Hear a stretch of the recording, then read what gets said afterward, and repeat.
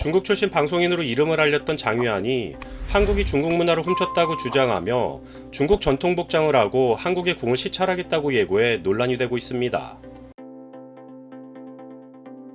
지난 23일 장유한은 자신의 SNS 라이브 방송을 통해 한국 방문을 예고하며 한국인들에게 중국 문화를 훔치는 것을 포함해 중국의 단오절과 공자, 한자 등 중국의 문화를 전부 한국 것이라고 생각하는지 묻겠다. 명나라나 송나라 때 황제 옷을 입고 한국의 궁 같은 데 가서 한번 돌아보겠다. 시찰 나온 느낌으로 지하철을 타거나 번화가, 왕궁을 다니면서 중국 남자 복식의 아름다움을 선보이겠다라고 말했습니다. 이어 장유한은 한국을 싫어하지 않는다면서 물론 안 좋은 점도 분명히 있다. 가서 진짜 한국 상황을 보여주겠다. 요즘 많은 중국 틱토커들이 조회수 때문에 조작하는데 저는 중립적인 입장에서 진정한 한국을 보여주겠다라며 한국 방문을 예고했습니다. 또한 장유한의 일부 중국 네티즌들이 아이브의 헤야 뮤직비디오를 두고 중국 문화를 훔쳤다는 주장을 펼친 것에 대해 영상 속 한 장면이 일본군의 만행으로 일어난 만인갱을 떠올리게 한다고 주장하며 이어 티저 공개일과 콘서트 날짜 등이 중국의 아픈 역사와 관련이 있다면서 실수라면 해명하라라고 요구하는 등 돈을 벌기 위해 말 같지도 않은 이유로 선동하는 모습을 보이기도 했습니다.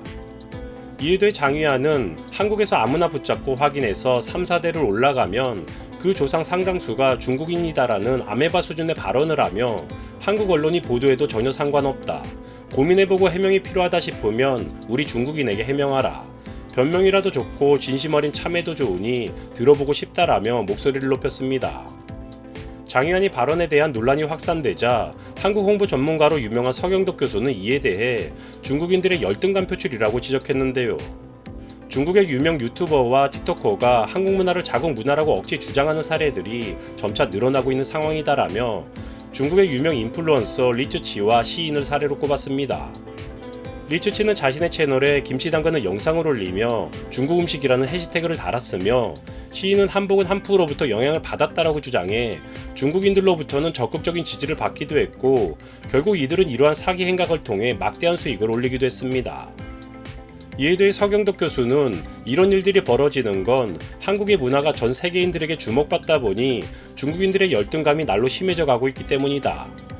이들의 삐뚤어진 중화 사상은 양국 관계만 악화시킬 뿐이니 자중해야 할 것이다라며 중국인들의 잘못된 모습에 대해 지적하기도 했는데요.